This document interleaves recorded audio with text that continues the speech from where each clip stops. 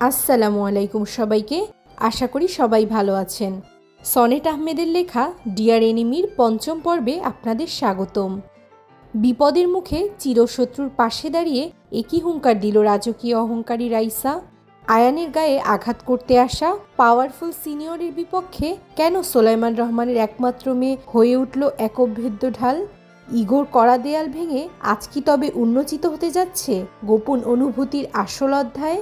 জানতে হলে চলুন আর কথা না বাড়িয়ে সোজা চলে যাওয়া যাক মূল পর্বে।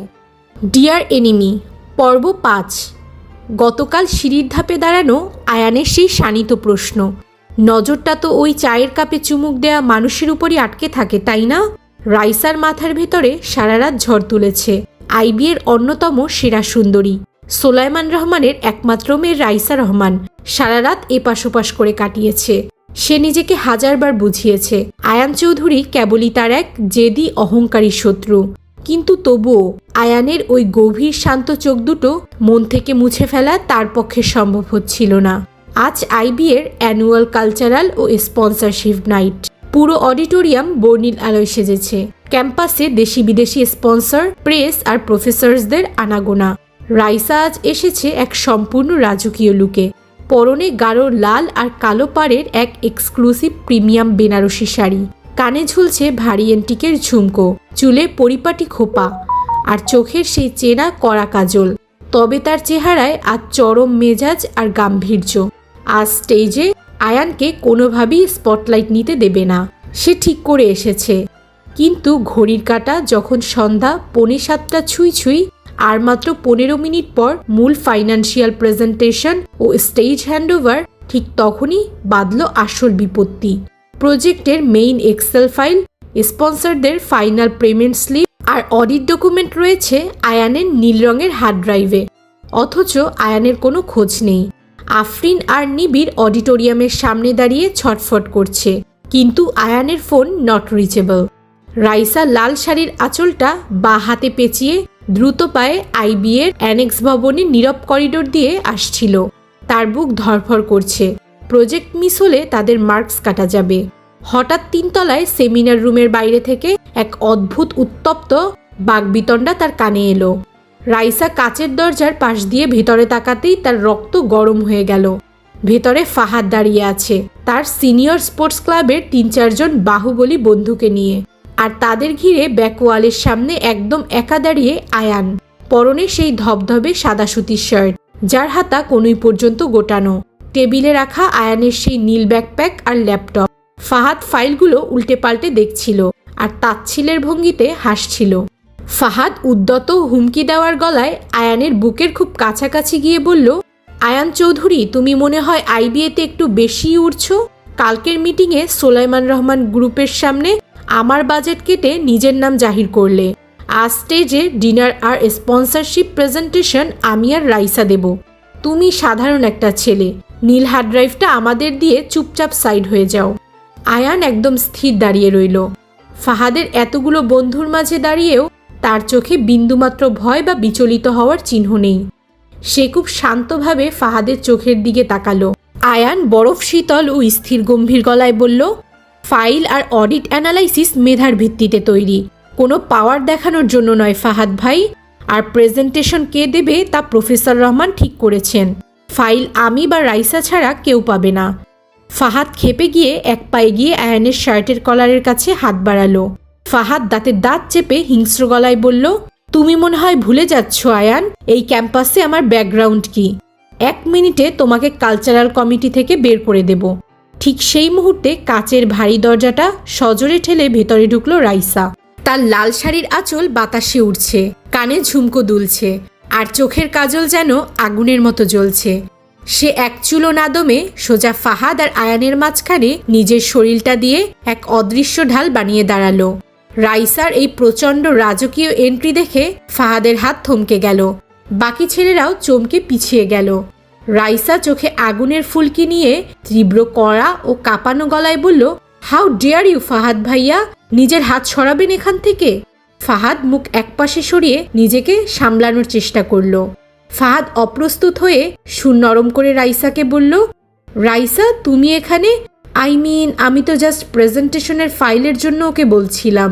রাইসা ফাহাদকে কথা শেষ করতে না দিয়ে চরম আভিজাত্য ও কড়া সুরে বলল, প্রেজেন্টেশন কে হ্যান্ডেল করবে আর না করবে তা ঠিক করার অধিকার আপনার নেই। আয়ান চৌধুরী এই টিমের অফিসিয়াল ফাইন্যান্সিয়াল হেড। ওর প্রজেক্ট অডিটের উপর বা ওর গায়ে আঙুল তোলার সাহস আইবিএর কোনো সিনিয়রকে সোলাইমান রহমানের মেয়ে দেবে না। Now leave this room right now. Solaiman রহমানের মেয়ের এই হুঙ্কার আর চোখের তেজ সহ্য করার ক্ষমতা ফাহাদের ছিল না। সে এক নজর আয়ানের দিকে আর এক নজর রাইসার দিকে তাকিয়ে নিজের বন্ধুদের নিয়ে রুম ছেড়ে চটজলদি বের হয়ে গেল। রুমটি সম্পূর্ণ ফাঁকা হয়ে গেল। সেমিনার রুমে এখন কেবল রাইসা আর আয়ান। বাইরে আষাঢ়ের ঝোড়ো হাওয়া অ্যানেক্স ভবনের জানালার কাচ টপকে ভেতরে আছড়ে পড়ছে। রাইসার লাল বেনারসির আঁচল বাতাসে উড়ছে। রাইসা আয়ানের দিকে পেছন ফিরে দাঁড়িয়ে হাঁপাচ্ছে। রাগে, লজ্জায় আর উত্তেজনায় তার বুক দ্রুত ওঠানামা করছে। আয়ান টেবিল থেকে নিজের ব্যাকপ্যাকটা তুলল। সে খুব ধীর ও নিঃশব্দ পায়ে রাইসার পেছনে এসে দাঁড়ালো। আয়ান তাকালো রাইসার দিকে। লাল বেনারসিতে মোড়ানো এই অহংকারী মেয়েটি যে আজ তাকে বাঁচাতে নয় বরং তার অধিকার আর স্বাভিমানের শক্ত দেয়াল হয়ে দাঁড়িয়েছে তা বুঝতে আয়ানের বাকি রইল না। আয়ান খুব নিচু ও গভীর গলায় বলল, ধন্যবাদ রাইসা, কিন্তু একজন শত্রুর পাশে এভাবে দাঁড়াবে তা আশা করিনি। রাইসা এক ঝটকায় আয়ানের দিকে ঘুরে দাঁড়ালো। তাদের মধ্যকার দূরত্ব এখন মাত্র কয়েক ইঞ্চি। রাইসার দামি পারফিউম আর বেনারসির রেশমি সুবাস আয়ানের সুতির শার্টের সেই সোদা গন্ধের সাথে মিশে এক অদ্ভুত মাদকতা তৈরি করলো। রাইসা আয়ানের চোখের দিকে সোজা তাকিয়ে কপালে ভিড় করা মেকি রাগ নিয়ে বলল, তোমাকে বাঁচাতে আমি আসিনি আয়ান চৌধুরী। আমার প্রজেক্টের পার্টনারকে অন্য কেউ এসে থ্রেট দেবে তার রাইসা রহমান সহ্য করে না। ফাহাদ ভাইয়া সীমা লঙ্ঘন করছিল, তাই থামিয়েছি। আয়ান আরেক পা এগিয়ে এলো। আয়ানের সেই গম্ভীর শানিত চোখ দুটো রাইসার থরথর করে কাঁপতে থাকা চোখের মনির উপর আটকে গেল। আয়ান ঠোঁটের কোণে খুব সূক্ষ্ম এক চিলতে মিষ্টি হাসি ফুটিয়ে নিচু গলায় প্রশ্ন করল, তুমি ফাহাদ ভাইয়ের উপর সত্যি সীমা লঙ্ঘনের জন্য রেগেছো রাইসা, নাকি গতকাল ডাস্টবিনে ফেলে আসা ওই লাল গোলাপের তোড়াটার হিসাব মিটিয়ে দিলে? রাইসার শ্বাস যেন এক মুহূর্তের জন্য সম্পূর্ণ বন্ধ হয়ে গেল। আয়ানের এই অপ্রত্যাশিত ধারালো ও সরাসরি খোঁচাটা সোজা গিয়ে তার বুকের গভীরতম স্থানে আঘাত করল। রাইসা নিজের হাত দুটো শক্ত করে শাড়ির আঁচল চেপে ধরল। তার ফর্সা গাল দুটো মুহূর্তের মধ্যে আপেলের মতো গাঢ় লাল হয়ে উঠল। ধরা পড়ে যাওয়ার তীব্র লজ্জায় আর অচেনা অনুভূতির তোলপাড় সামলাতে না পেরে রাইসা দাঁতের দাঁত চেপে নিজের ইগো আর অহংকার বাঁচানোর আপ্রাণ চেষ্টা করে বলল, অহংকারী বাজে একটা ছেলে তুমি। তোমার এই ফালতু ওভার কনফিডেন্স আমি আজ অডিটোরিয়ামের স্টেজে চুরমার করে দেব। ফাইলটা দাও, টাইম হয়ে গেছে। আয়ান তার ব্যাগ থেকে নীল রঙের হার্ড ড্রাইভ আর নিজের সেই নীল ডায়েরিটা বের করে রাইসার বাড়ানো কাঁপতে থাকা হাতের তালুর উপর রাখল। আয়ানের উষ্ণ আঙুল রাইসার বরফের মতো ঠান্ডা হাত স্পর্শ করতেই রাইসার পুরো শরীরে এক অজানা বিদ্যুৎ চমকে উঠল, কিন্তু সে হাত সরালো না। আয়ান রাইসার চোখের দিকে এক দৃষ্টিতে তাকিয়ে রইল। সেই চোখে আজ কোনো ক্ষোভ নেই, আছে কেবল গভীর প্রচ্ছন্ন স্বীকৃতি। আয়ান খুব গম্ভীর কিন্তু মিষ্টি কণ্ঠে বলল, হার্ড ড্রাইভ নাও রাইসা ম্যাডাম, চলো স্টেজে, দেখি কার ইগো আর কার লজিক আজ আইবিএকে জয় করে। রাইসা এক ঝটকায় ড্রাইভটা নিয়ে ঘুরে দাঁড়ালো। দ্রুত পায়ে অডিটোরিয়ামের দিকে পা বাড়ালো সে, কিন্তু দরজা পার হওয়ার আগে এক মুহূর্তের জন্য থেমে পেছনে ফিরে আয়ানের দিকে তাকালো। তার কাজল কালো চোখে ছিল স্পষ্ট যুদ্ধের চ্যালেঞ্জ, কিন্তু সেই ক্ষোভের আড়ালে লুকিয়ে থাকা আগুনের ফুলকি যে আজ ভালোবাসার দিকে মন নিচ্ছে তা অস্বীকার করার সাধ্য হয়তো আজ রাইসা রহমানেরও ছিল না। অডিটোরিয়ামের সহস্র উজ্জ্বল বাতির আলো এসে পড়েছে বিশাল কাঠের স্টেজে। সামনের সারিতে বসে আছেন ডিন, প্রফেসর রহমান, মিডিয়া ব্যক্তিত্ব এবং সোলাইমান রহমান সহ ঢাকার শীর্ষ কর্পোরেট টাইকুনরা।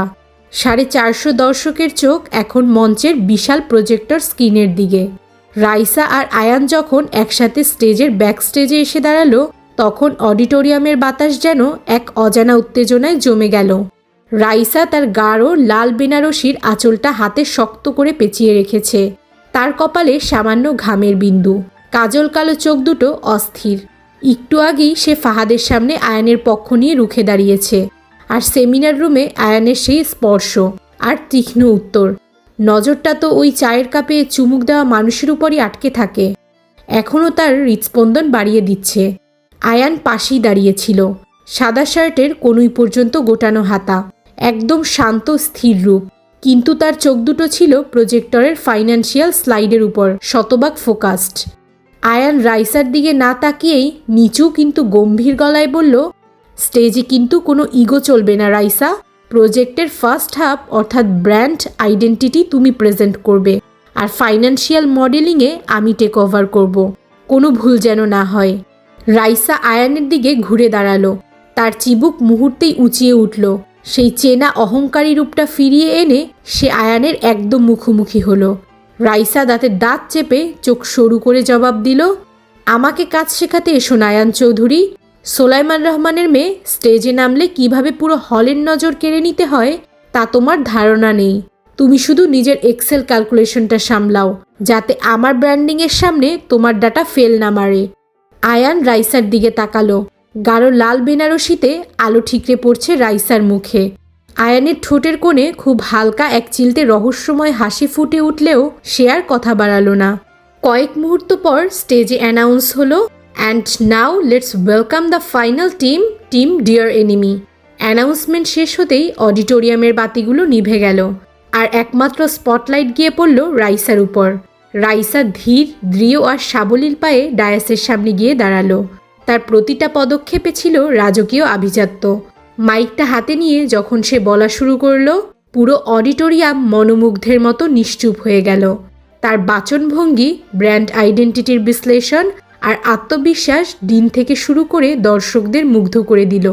রাইসা বুঝিয়ে দিল সে শুধু সোলাইমান রহমানের মেয়ে বলে নয়, নিজের যোগ্যতায় এখানে দাঁড়িয়ে আছে। 10 মিনিট পর স্লাইড নম্বর 12তে এসে টিম ডিয়ার এনিমির স্ট্র্যাটেজিক ট্রান্সফর্মিং পয়েন্ট এলো। রাইসা ডায়াস থেকে একটু সরে দাঁড়িয়ে আয়ানের দিকে ইশারা করলো। রাইসা স্পষ্ট ও ক্লাসি গলায় বলল, আর এই ব্র্যান্ডিংকে রিয়েলিস্টিক প্রফিটে রূপ দেওয়ার ফাইন্যান্সিয়াল আর্কিটেকচার প্রেজেন্ট করবেন আয়ান চৌধুরী। স্পটলাইট এবার সোজা গিয়ে পড়ল আয়ানের উপর। আয়ান ডায়াসের সামনে এলো। তার সাধারণ সাদা শার্ট আর কোনো রূপকের আড়ম্বর ছাড়াই কেবল তার গভীর আত্মবিশ্বাসী কণ্ঠ অডিটোরিয়ামে এক অদ্ভুত প্রভাব তৈরি করল। আয়ান যখন বাজারের জটিল কস্ট গ্রাফ আর 5 বছরের লাভ ক্ষতির বিশ্লেষণ এক নিঃশ্বাসে লজিক দিয়ে তুলে ধরছিল, তখন সামনে বসা কর্পোরেট প্রধানরা পর্যন্ত মাথা নেড়ে সায় দিচ্ছিলেন। স্টেজের একপাশে দাঁড়িয়ে রাইসা এক দৃষ্টিতে আয়ানের দিকে তাকিয়ে রইল। আয়ানের সেই ধারালো বুদ্ধি, অটল স্থিরতা আর নিখুঁত উপস্থাপনা রাইসার বুকের ভিতরে এক অজানা তোলপাড় সৃষ্টি করল। এই ছেলেটাকে সে ঘৃণা করতে চেয়েছে, শত্রু ভেবেছে, অথচ আজ এই সহস্র মানুষের সামনে দাঁড়িয়ে আয়ানের উজ্জ্বল উপস্থিতি রাইসাকে এক অদ্ভুত গর্বে ভরিয়ে দিচ্ছে। কেন এত গর্ব হচ্ছে? রাইসা নিজের মনকে কোনো উত্তর দিতে পারছিল না। প্রেজেন্টেশন শেষ হতেই পুরো অডিটোরিয়াম স্ট্যান্ডিং ওভেশনে ফেটে পড়ল।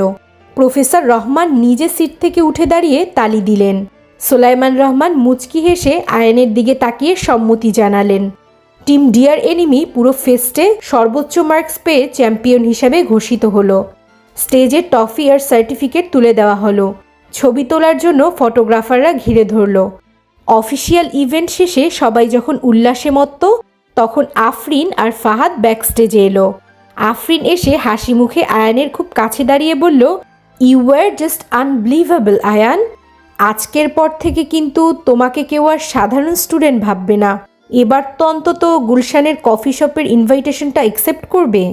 আয়ান আফরিনের প্রশ্নের জবাব দেওয়ার আগেই হঠাৎ রাইসা ড্রেসিং রুমের দিক থেকে হেঁটে ওদের সামনে এসে দাঁড়ালো, হাতে তার ট্রফিটা।